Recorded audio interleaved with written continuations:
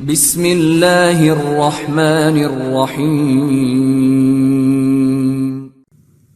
شب 25 محرم امام زین العابدین علیہ الصلاۃ والسلام کی شہادت کی رات۔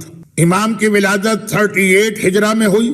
مہینے میں تھوڑا اختلاف ہے، بعض روایتوں میں ہے کہ جمادی الاولیٰ کی 15 تاریخ تھی اور بعض میں ہے کہ شعبان کی 5۔ 38 ہجرہ میں پیدائش ہوئی شہر مدینہ میں، جبکہ ان کے دادا کائنات کا مولا علی ابن ابی طالب علیہ السلام ابھی زندہ تھا، اور 2 سال یہ ہمارا چوتھا امام اپنے دادا کی گود میں پلا۔ البتہ امام کی والدہ تو بالکل شروع میں ہی انتقال کر گئی، جیسا کہ میں نے 10ویں کی مجلس میں عرض کیا تھا۔ کربلا کے واقعے کے وقت امام کی ایج 22 تھی، اور کربلا سے آنے کے بعد 35 سال 35 ایئرز امام اور زندہ رہے، یہاں تک کہ آج کی تاریخ آ گئی، یعنی 25 محرم 95 ہجرہ۔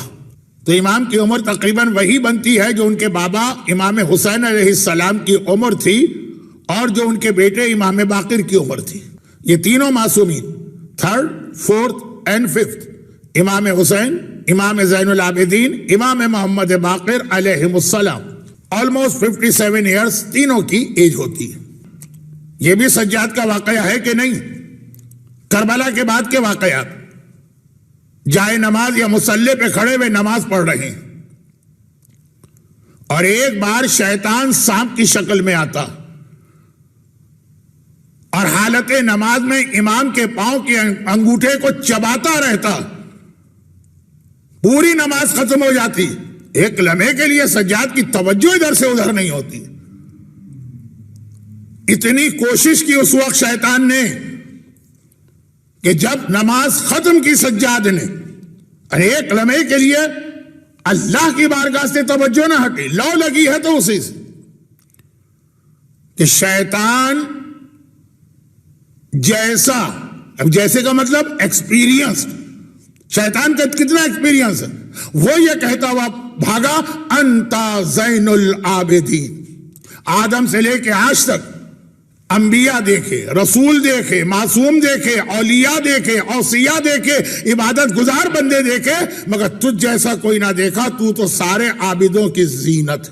یہی میرا چوتھا امام اپنے گھر میں نماز پڑھ رہا، ایک دم سے گھر میں آگ لگی،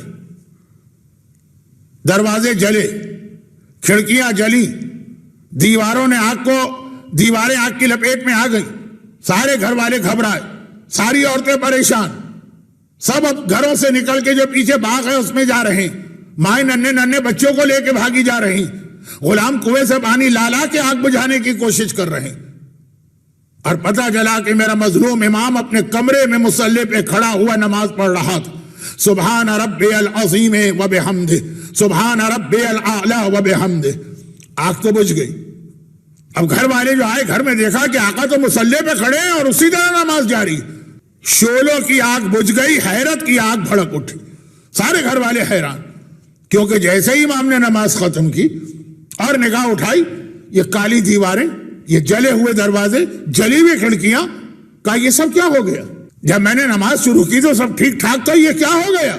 اب گھر والوں کو حیرت ہوئی کہ پہلے تو ہم یہ سمجھے تھے کہ آگ لگ گئی، لیکن آپ نے نماز توڑنا مناسب نہیں سمجھا، لیکن آپ کا جملہ تو بتا رہا ہے کہ آپ کو پتہ ہی نہیں چلا کہ گھر میں آگ لگی۔ فرزند رسول، اتنی بھیانک آگ، اتنی خطرناک آگ، کیسے آپ کی توجہ اس سے ہٹ گئی؟ کہ آخرت کی آگ نے دنیا کی آگ کو بھلا دیا۔ یہ امام کہہ رہا، کون امام؟ معصوم، ابن معصوم۔ دنیا کی آگ میرے دل سے نکل گئی آخرت کی آگ کی وجہ سے۔ اور وہ امام کا ماننے والا کہہ رہا ہے، مولانا کیا بات کرتے ہیں، ہمارے لیے کوئی عذاب، ہمارے لیے کوئی آگ؟ سوال ہی نہیں پیدا ہوتا۔ ہم علی والے ہیں، تم علی والے ہو کہ یہ علی ابن الحسین علی والا؟ یہ کس کو پیغام دے رہے ہیں؟ یزید کو؟ یزید آ کے سنے گا چوتھا امام کیا کہہ رہا ہے؟ یہ ابن زیاد کو پیغام دے رہے ہیں کہ علی والے کو پیغام دے رہے ہیں؟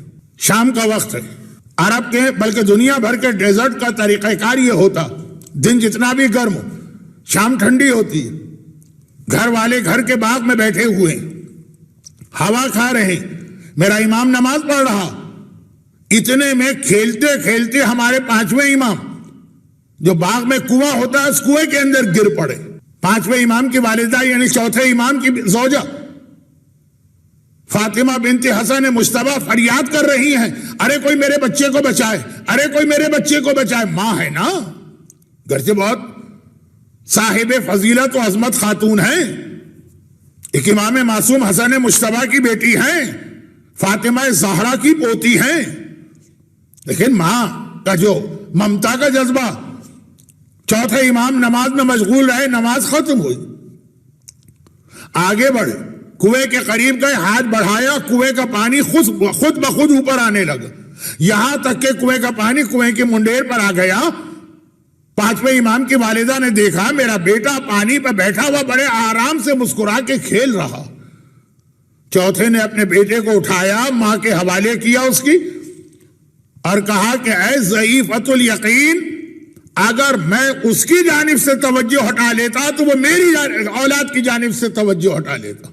میں نے اسے یاد رکھا, اس نے میرے اولاد کو یاد رکھا. کیا پیغام بنا؟ پہلے واقعے میں پیغام یہ بنا کہ اگر جہنم اور آخرت کی آگ سے بچنا تو یہ نماز ہے جو تمہیں اس آگ سے بچائے گی.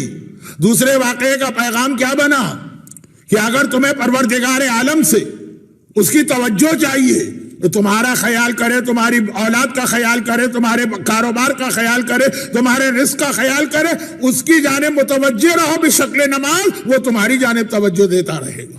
اب یہ جتنے واقعات آپ نے ابھی سنے بہت مشہور واقعات ہیں, میں خود مانتا ہوں, البتہ بیچ بیچ میں ایک آدھ میں پیغام دیتا رہا. ان سب کو جمع کرے تو کیا خلاصہ نکلے گا؟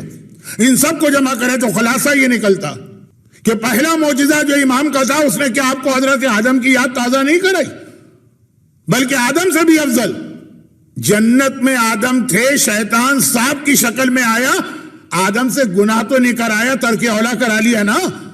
وہ شیطان سانپ بن کے آدم کو ترک اولا کرا سکا, چوتھے امام تک آیا, ناکام یہ کہتا ہوا گیا انت زین العابدین. سانپ کی شکل میں شیطان کا آنا ہمیں آدم کو معجزہ یاد دلاتا. گھر میں آگ لگ جائے, چوتھے امام کا آگ میں بیٹھ کے نماز پڑھنا, یا نار کونی بردم و سلام علی ابراہیم, ہمیں ابراہیم کا معجزہ یاد دلا رہا ہے کہ وہ بھی جلتی آگ کے اندر کتنے آرام سے بیٹھے تھے. بیٹے کا کنویں میں گر کے پانی کے اوپر آرام سے بیٹھنا چوتھے امام کا معجزہ. کیا موسیٰ کا معجزہ یاد نہیں آ رہا ہے؟ مادر موسیٰ نے موسیٰ کو دریا کی لہروں کے حوالے کیا, اور خود موسیٰ نے اپنی قوم کو دریا پہ عصا مار کے پانی میں سے کس حفاظت سے نکالا. جو انبیاء الگ الگ معجزات دکھاتے تھے وہ سارے معجزات جمع ہوگا چوتھے امام میں. بتایا ابراہیم آپ میں ایک معجزہ, موسیٰ آپ میں ایک معجزہ, عیسیٰ آپ میں ایک معجزہ, آ کے علی ابن الحسین کو دیکھو, تمام انبیاء کے خصوصیات و فضائل جمع ہو گئے, اور یہاں پہ یہ چوتھا امام.